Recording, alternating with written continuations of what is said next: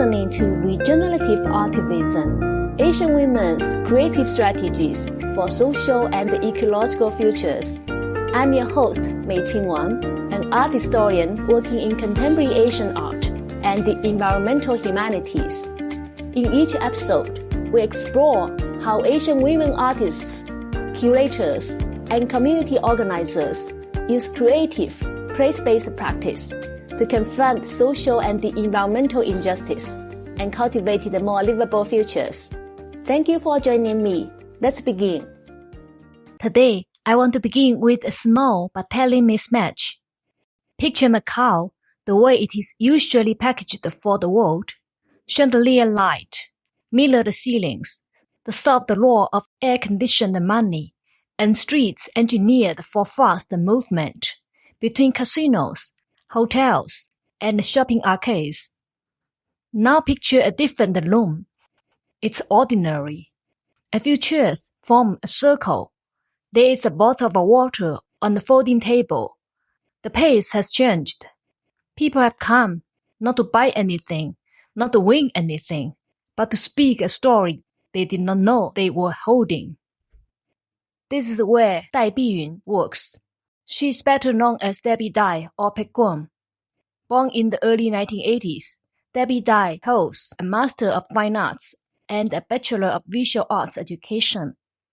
Over the past 2 decades, she has also become one of Macau's most persistent builders of community arts infrastructure, a co-founder, choreographer, and artistic director of Zero Distance Cooperative, or ZDC, a non-profit collective founded in 2008. The name, Zero Distance Cooperative, is not decorative. It signals an aspiration that is both practical and radical.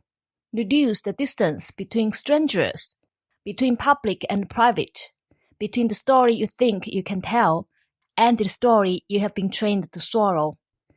Because when we talk about the regeneration, we often imagine ecological repair as something visibly transformative, wetlands restored, rivers cleaned, coastlines protected. Those projects are crucial, but Dai asks a different question, and she asks it from the scale of everyday life and the human nervous system.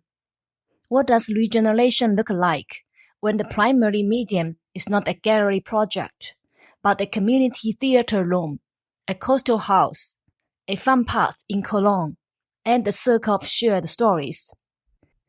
To answer that, we need a Macau in view. Macau is a city with unusually intense pressures on space, time, and attention. It's small, dense, and globally recognizable as a gambling capital. The casino economy is not only an industry, it's a gravitational field. It organizes labor, traffic, and everyday rhythms. It changes what counts as valuable time, what counts as respectable work, and what kinds of cultural life are encouraged, sponsored, or sidelined. To live in a place like this is to live with speed as the default. Many residents work rotating shifts. Nights blur into mornings. Weekends are not always weekends. People are physically close to one another but socially separated by schedule, language, and fatigue. Macau is multilingual, shaped by Cantonese and Mandarin, Portuguese and English, and by constant tourist arrivals. The mix can be vibrant, but it can also produce a strange condition. People share streets without sharing a sense of belonging. So when Dai builds a story circle, she's not offering a sentimental add-on to urban life. She's offering social equipment, a repeatable way of producing listening in a city that trains people to keep moving. Macau is also a coastal place.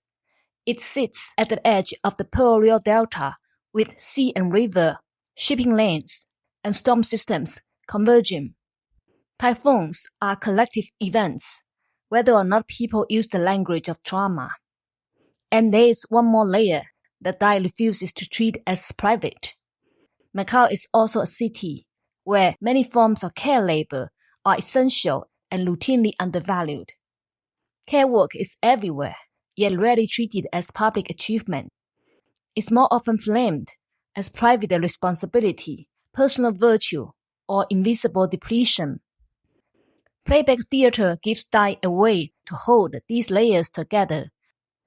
If playback theater is new to you, here is the form in plain language. Audience members are invited to share a moment from their lives. It might be small, it might be life-changing. A conductor, sometimes also called a facilitator, listens and asks a few careful questions so the teller can shape what they want to share. Then, without the script, performers and the musician improvise a short piece that plays the story back to the teller and the room. These performances can be simple in structure and still precise in feeling. Sometimes, the actors build a still image that captures the emotional contour of what was said. Sometimes, they use a few lines of movement and the sound, like a chorus holding the mood. Sometimes, they enact a longer arc with characters and a turning point. The repertoire is flexible, but the principle remains steady. The tellers should recognize themselves, and the room should recognize the human stakes. The phrase "one person, one story theater" is often used in Chinese contexts to describe playback theater. One person offers a story. The room offers attention. The performers offer form. And then the story returns, changed not because the facts are altered, but because it has been carried by more than one body. This is not therapy, and it is not a confession. It is a ritual of public witnessing with artistic structure. The core is the ethics of listening that the form demands. In playback, the teller remains the owner of the story.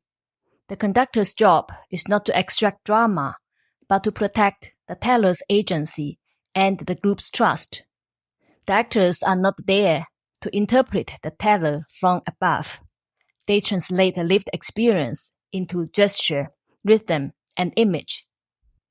In a casino city, this is already a quiet rebellion. It refuses the idea that attention must be bought. It refuses the idea that only the most dramatic story deserves to be heard. And it refuses the idea that a person's value can be measured by what they produce, what they win, or what they consume. In GDC's model, storytelling is not an extra. It's the method. It's how people become a temporary public. It is how exhaustion, grief, and everyday endurance become speakable without being reduced to a moral lesson. Let us step first into Caretaker because it offers the clearest view of her applied theater direction. Caretaker is an original production developed with Comuna de Pedra, a Macau theater group, and produced in collaboration with the local art company, Pierian Spring. The production has been staged in Macau and also traveled beyond the city, including performances in Guangzhou, where Dai served as director. What distinguishes Caretaker is its long gestation and its research base. The work draws from 5 years of in-depth interviews conducted by Comuna de Pedra with caregivers, gathering first-person experiences from people who support others while rarely being noticed, social workers, nurses, family members, and institutional staff. These interviews become what Dai calls an emotional archive. They are not the background material. They shape the script and the emotional map of the production. Then there is the stage language. Caregiver is not built as a documentary lecture. It is described as a fusion of music, illustration, and theater with a strong emphasis on physical theater. Bodies and movement carry what words often cannot: repetitive labor, sudden emergencies, long stretches of vigilance, and the interior strain of care. This is where Dai's broader playback sensibility still resonates, even though Caretaker is not simply a playback event. Caregiving stories are rarely neat. They are made of interrupted sleep, bureaucratic paperwork, and the awkwardness of loving someone while also losing patience. They often carry embarrassment, the caregiver who cannot admit they need help, or the cared-for person who feels their dignity dissolving. These are not stories that fit easily into public culture. Dai's contribution across her work is to insist that such experience deserves form rather than silence. When care becomes performable with dignity, it becomes shareable without becoming spectacle. It also becomes legible as a social issue rather than a private weakness. One detail of Dai's approach is especially telling. She has argued for mixed casting, with professional performers sharing the stage with people who have actually lived the stories. This is not a gimmick. It is a politics of authorship. It refuses the usual division between those who are represented and those who represent. And it changes the ethical temperature of the room. Once caregivers are on stage, the audience is no longer consuming someone else's pain as content. The audience is being asked to sit in the presence of people whose time is already fragmented, whose attention is already overdrawn. Dai has also shared an anecdote that captures this with plain clarity. During a 2022 performance connected to the Long Caretaker project, a caregiver left halfway through to feed someone upstairs, apologizing as they rushed out. Dai describes that moment as clarifying. It shows the courage it takes for caregivers to attend anything at all, and it reframes the audience presence as a gift rather than a commodity. From there, we can move outward, from the theater room into the landscape, because Dai does not stay indoors. Her projects often sit at the intersection of mental health, social services, and ecological attention, rather than remaining safely inside the cultural sector. One of the most vivid examples is the long-running platform called Dialogues in Macau, which takes playback theater out of conventional indoor venues and into the landscapes of Coloane, the greener, less densely built part of Macau. In 2018, in the wake of Typhoon Hato, GDC entered community spaces where large trees had collapsed or been removed. Plants became a mediator, a way to speak about the disaster without forcing people into heroic narratives. Residents were invited to observe damaged or missing trees, articulate their feelings and thoughts, and speak from the scale of neighborhood life, water and electricity outages, isolation, fear, and the strange afterimage of a city that looks normal again, while bodies remain braced for the next emergency. This is not only psychological work, it's ecological work too, because it treats urban vegetation not as decoration, but as a cohabitant whose injury registers a wider wound. In 2019, the project continued through another typhoon season and moved into schools and universities, creating opportunities for youth and the community residents to express interior responses to natural disaster. This iteration also introduced a strong visual text component. Residents were invited ahead of time to photograph plants in their everyday neighborhoods and write community stories in relation to themes linking people, plants, environment, and livelihood. On the day of performance, photographs and writings were exhibited alongside the playback theater, creating a layered event: story on the wall, story in the body, story in the room. You can hear what Dai is doing here. She's building a civic archive, but one made of ordinary observation rather than official documents. Plants become a proxy for memory. Photography and writing become a bridge between private feeling and public articulation. Theater becomes the moment where those fragments return to a group as shared recognition. By 2020, Dialogues in Macau took on an even clearer environmental embodiment format, organized as 4 events, each with a sub-theme: mountain, sea, forest, and animals. Participants traveled to Coloane and moved through specific sites, including the back beach area behind the popular Tankong Temple, guided by natural instructors. They observed plants, waters, and animal life with deliberate attention. They documented what they noticed through photography and short writing. Then, they performed and witnessed the stories that had settled in the body during the outdoor experiences. The prompt may sound modest, but it can be quietly transformative. When you are asked to notice plants and animals as neighbors, not scenery, you start to see street trees, potted balcony plants, and scraps of green in construction gaps as cohabitants rather than background. One iteration also partnered with Dog World Macau for the animals theme. That collaboration widened the ethical horizon of the project, from nature appreciation to interspecies responsibility, and it was paired with additional community activities that linked storytelling to practical care. In 2021, the project continued with a scheduled series of outdoor events, again tied to the themes of forest, mountain, animals, and sea, using an extended session format that allowed participants to move from outdoor sensing to story performance as a single afternoon arc.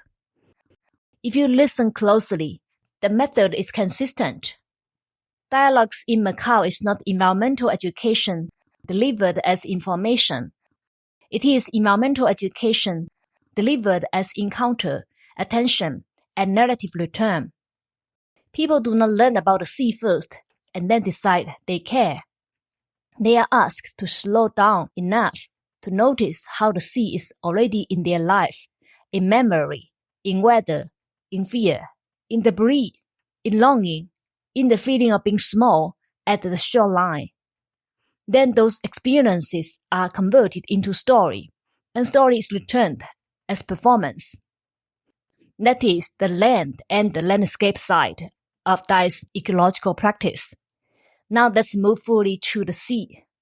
If Dialogues in Macau is about embedding bodies in Coloane's forest edges and paths, the distance between the ocean and us is about confronting marine waste as both material and a voice.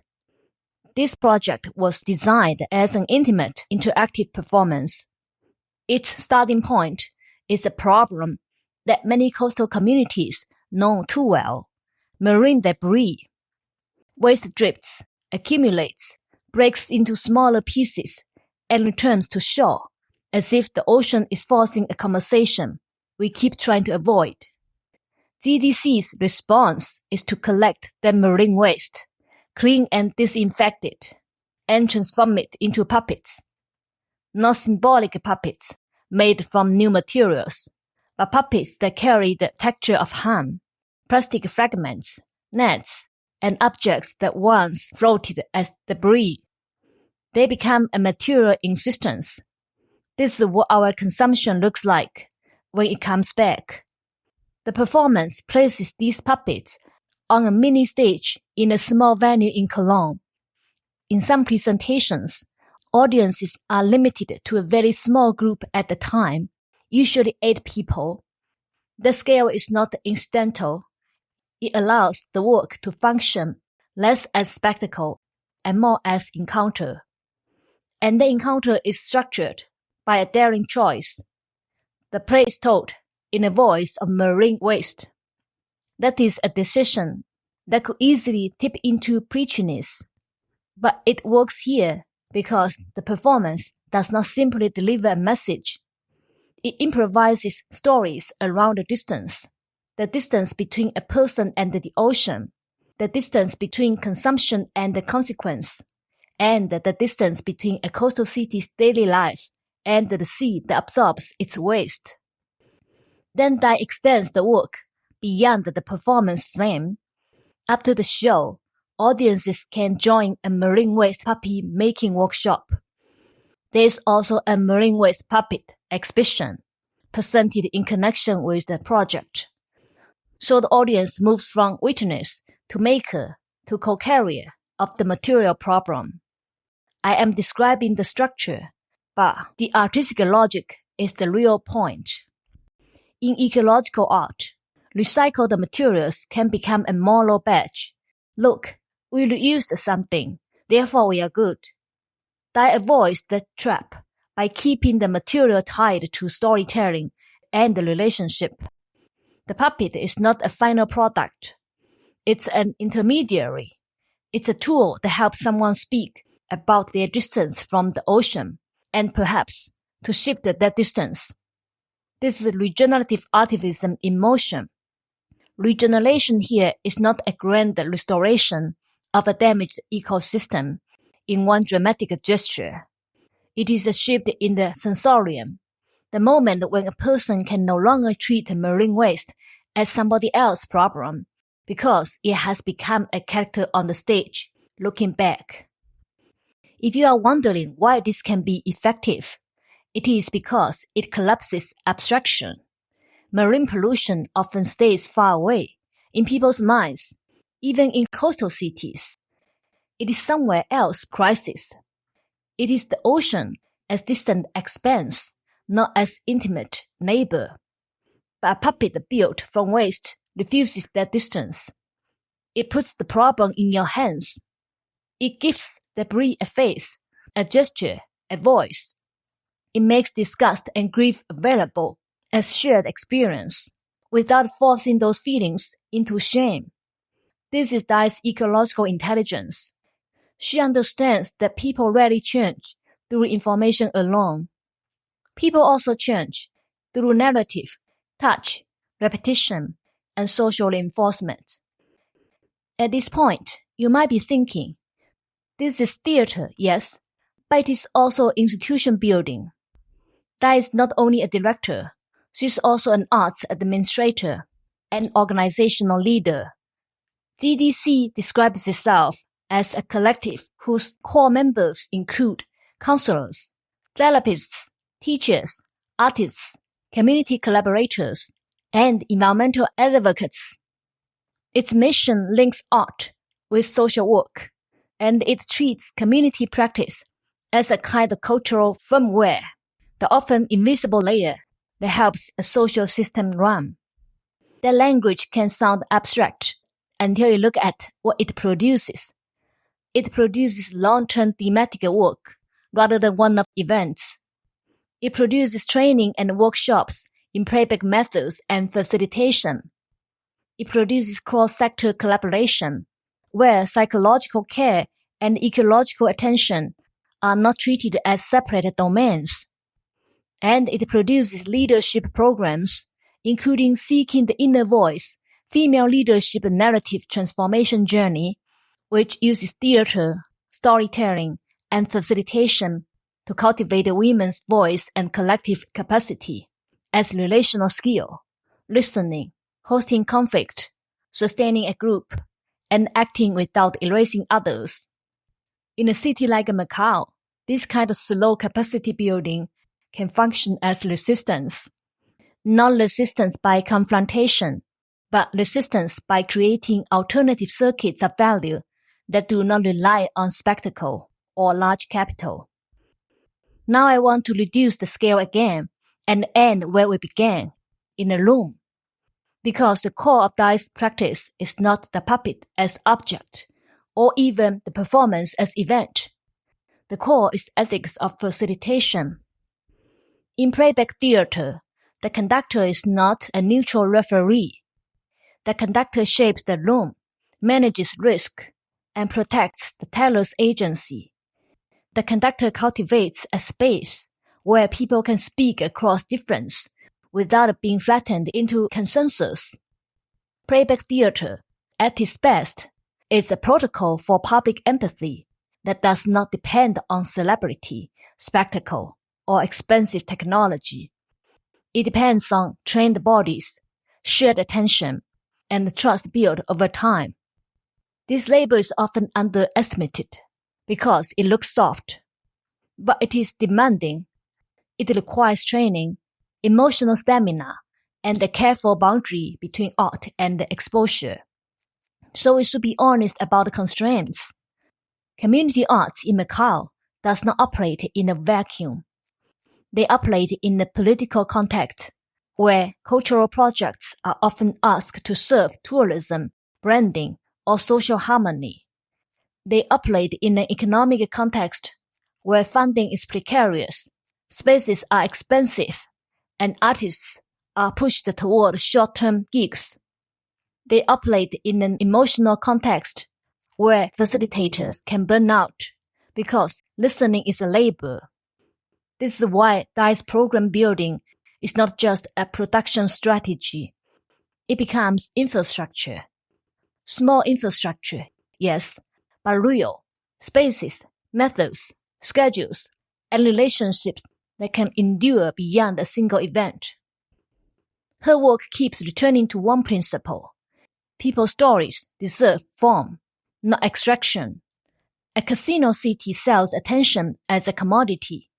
Dai Biyun's attention as a commons. That is why I am calling her practice regenerative. Regeneration here is not a heroic turnaround. It is the slow rebuilding of capacity to notice, to speak, to listen, to return to the coast without a denial, to return to the caregiver without a glorification, to return to the neighborhood without treating it as disposable. At this point, you might be wondering, where is the art exactly? Is the art the stories? Is the art the performance? Is the art the community outcome? In Dai's practice, the answer is yes, but not in a vague way. The art is the crafting of forms that can hold what everyday life tends to spill. The art is the pacing of a loom. The art is the translation of a story into movement that feels accurate without being literal. The art is the decision to end a performance at the right moment before it becomes exposure without consent or spectacle without care. And crucially, the art is the creation of a public where a public does not easily exist. So what can we take from Debbie Tai's work? I will name 3 takeaways. First, regeneration often begins as a social technology of attention. Before we can repair environments, we often need to repair the ways we notice, the ways we listen, and the ways we treat ordinary experience as disposable. Second, ecological practice does not have to arrive as environmental messaging. It can look like a walk in Coloane, where someone realizes they have not touched the soil in months. It can look like a puppet made from marine waste that refuses to let the ocean remain abstract. It can look like a loom where a caregiver finally admits exhaustion, and the loom does not rush to correct them. Third, the aesthetics of regeneration are inseparable from the politics of care. Who is expected to care, and at what cost? Who is allowed to admit they cannot care alone? Who gets social support, and who gets praise instead of resources? Dai's work does not answer these questions with policy. It answers them with practice, repeated gatherings, repeated listening, repeated returns of story. Let me end with one final image. Imagine a small puppet made from something the ocean threw back, a piece of plastic, a fragment of netting, a bottle cap. Imagine it on a tiny stage in Coloane, animated in front of 8 people. Imagine someone in the audience realizing, with a jolt, that the ocean is not far away. It has been receiving their lives all along. And then imagine that person going home, not with a tidy solution, but with a new closeness to the sea, to waste, to story, and to the quiet labor of care that keeps a city livable. That closeness is not everything we need, but it is a necessary beginning, an art of closeness that can make room for grief, for responsibility, and for the slow work of becoming accountable to place and to each other. Thank you for listening to Regenerative Artivism, Asian women's creative strategies for social and ecological futures. If this episode brought someone or some places to mind, I invite you to continue that reflection in your own conversations and practices. You can find a short summary and a few references in the episode description in your listening app. Until next time, take care of yourself and take care of the places that sustain you.